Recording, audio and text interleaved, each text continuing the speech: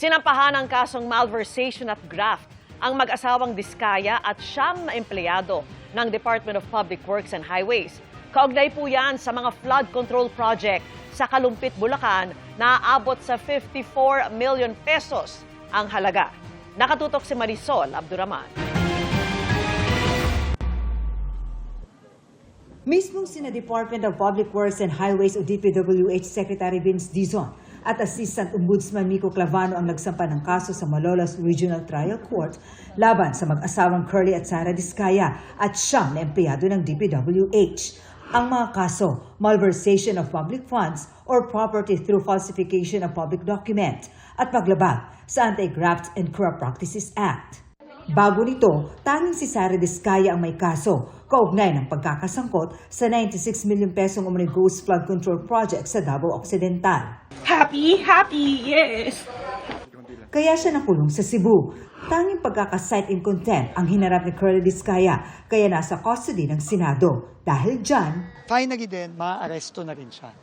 Tulad ng kanyang asawa at tulad din ng mga kakunsyaba nila. Ang Diskaya parang Napoles yan.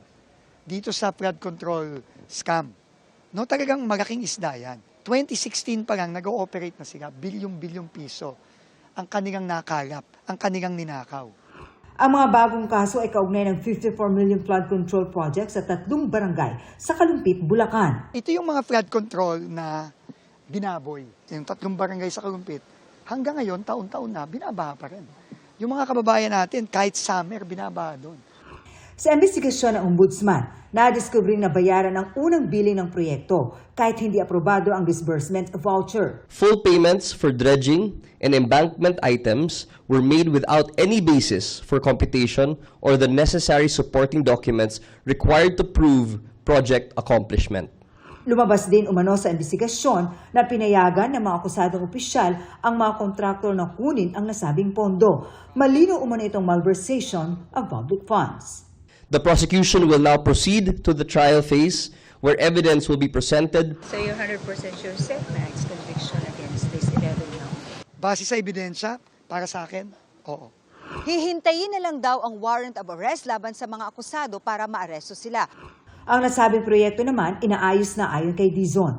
Sinusubukan pang kunin ang bagong pahayag ng mga diskaya at iba pang kinasuhan. Marisol Abduraman, Nakatuto, 24 Oras.